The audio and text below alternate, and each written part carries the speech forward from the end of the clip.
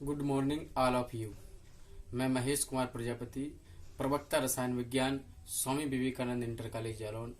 इस online chemistry शिक्षण में आप सभी का एक बार फिर से वेलकम करता हूं। आज हमारे द्वादश के शिक्षण में हमारा टॉपिक रासायनिक बलगतिकी, इंग्लिश में केमिकल काइनेटिक्स के अंतर्गत हम कोटि के आधार पर अभिक्रियाओं का अध्ययन कर रहे हैं। कल हमने शून्य कोटि के लिए अभिक्रियाएं और उनकी दरनीयतांक की गणना की थी। आज हम प्रथम कोटि की अभिक्रियाएं और उनकी वेग स्थिरांक की गणना करेंगे, उससे संबंधित टॉपिक्स को हम क्लियर करेंगे। प्रथम कोटि की अभिक्रियाएं अत्यधिक मात्रा में पाई जाती हैं। जैसे परिभाषा इस प्रकार है: ऐसी अभिक्रियाएं जिनमें अभिक्रिया की दर या वेग अभिकारक पदार्थ की सांद्रता या मूलरता के प्रथम घात के समानुपाती होती है। फर्स्ट ऑर्डर रिएक्शन या प्रथम कोटि की अभिक्रियाएं कहलाती हैं। आइए उदाहरण के माध्यम से आपको क्लियर करते हैं। अभिक्रिया है H2O2, ये हाइड्रोजन पेरोक्साइड है। इसका जब विखंडन कराते हैं तो जल और ऑक्सीजन प्राप्त होता है। जब इसकी कोटि ज्ञात करते हैं तो इसका जो दर है वो H2O2 की प्रथम घात की सांद्रता के आधारित होता है। तो दर प्रोपोर्शनल टू H2O2 की सांद्रता की घात 1, इसलिए कोटि 1। अब यह विद्यार्थियों ध्यान देने वाली बात यह है, अगर हम यहाँ 2 से मल्टीप्लाई कर देते हैं तो 2 इधर आता है, इधर O2 आ जाता है, तो भी अभिक्रिया की दर सेम टू सेम रहती है, उसमें कोई चेंज होता नहीं है। ये हमें ध्यान रखना है। इस प्रकार ये एथिल एसीटेट का हाइड्रोलिसिस जल अपघटन हम कराते हैं तो इस अभिक्रिया को एस्टरीकरण कहते हैं। ऑर्गेनिक की दृष्टि से वेरी मोस्ट अभिक्रिया है। इसमें एथिल एसीटेट और यहाँ पर एथिल एसीटेट का हाइड्रोलिसिस जब होता है तो एसिटिक एसिड, यानी इस अभिक्रिया को एस्टरीकरण का विपरीत हाइड्रोलिसिस कहते हैं। तो इससे एसिटिक एसिड, आचार्य अम्ल, सिरका और एथिल एल्कोहल प्राप्त होता है।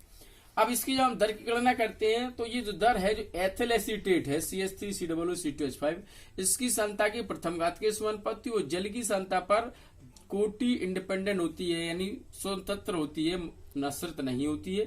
तो यहाँ 1 और यहाँ पर 0, टोटल कोटि 1+1 0। अब ये हमें ध्यान देना है, किसी भी रासायनिक संतुलित अभिक्रिया में जल की जो है सापेक्ष कोटि 0 होती है। तो यहाँ पर आणविकता का मान 2 है, एक एथिल एसीटेट के लिए, एक H2O के लिए, परंतु कोटि 1 है।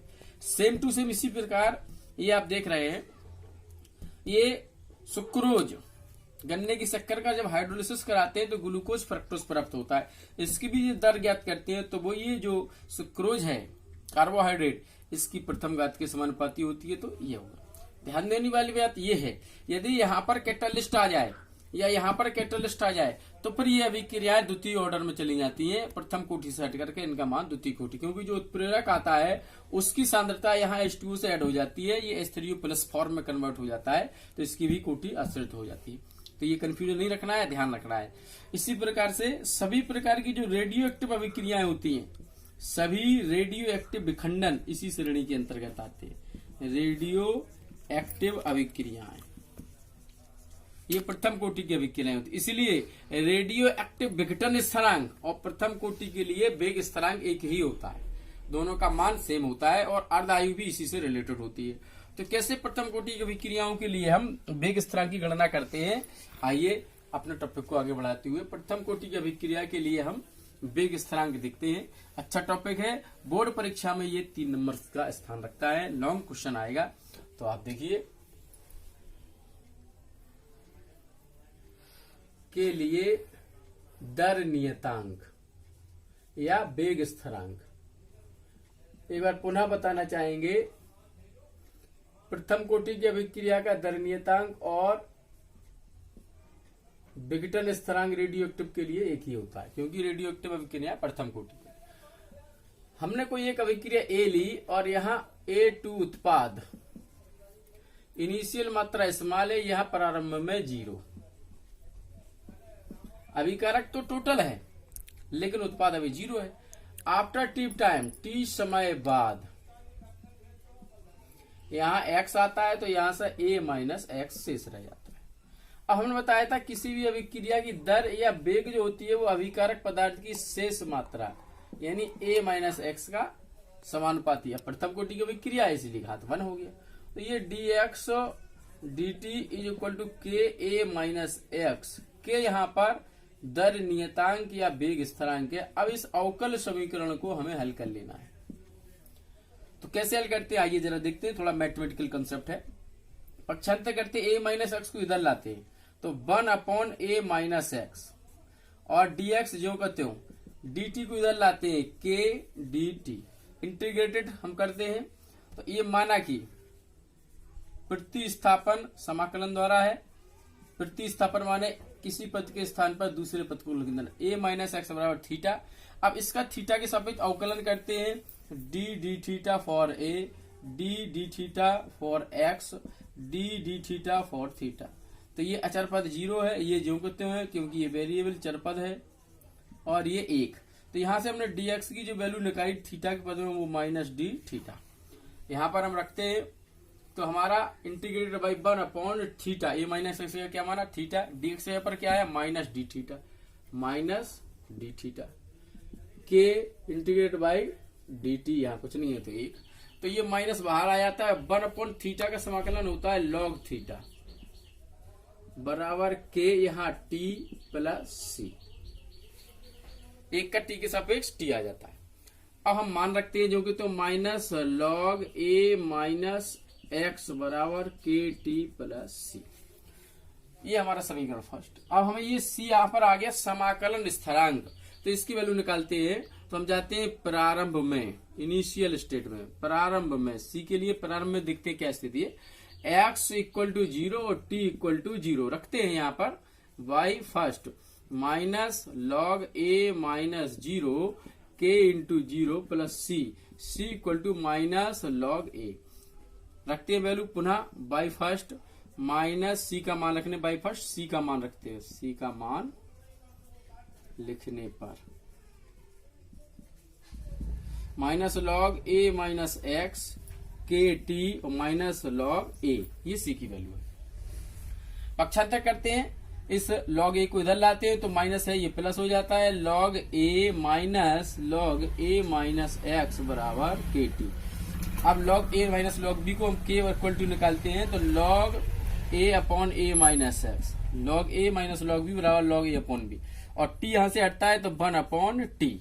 अब यहाँ एक्सपोनेंशियल ई है, इसको लिखते हैं हम प्रति लघु गुणक लेने पर, प्रति लघु गुणक लेने पर। ये आसान है, किसी भी पद में हम ई हटाते हैं, लॉग बेस 10 लाते हैं तो यह 2.303 स्टैंडर्ड पॉइंट है, इससे मल्टीप्लाई भी कर देते हैं। अब ये लॉग बेस 10 ए अपॉन ए माइनस एक्स, ये हमारा दर नियतांक प्रथम कोटि के लिए या वेग स्थिरांक है। यहाँ पर के दर नियतांक, टी समय, ए प्रारंभ मात्रा ए माइनस एक्स, टी समय पर शेष मात्रा, ये हमारा प्रथम कोटि के लिए निगमन है।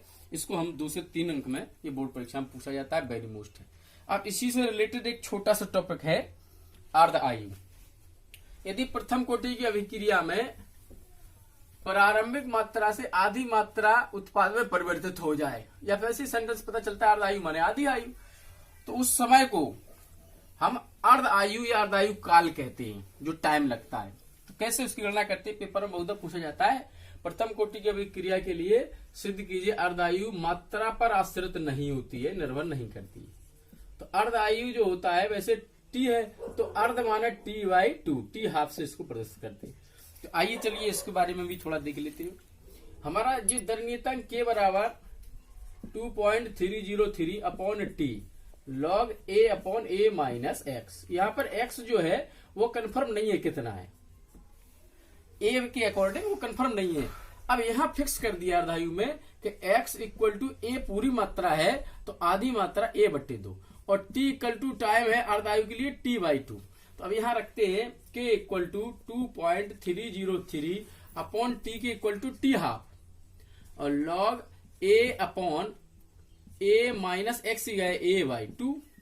अब इसका कैलकुलेशन जब करते हैं हम 2.303 t half into log a minus a/2 तो a कैंसिल 2 पर पहुंच जाता है, तो k equal to 2.303 t/2 log 2 की वैल्यू रख देते हैं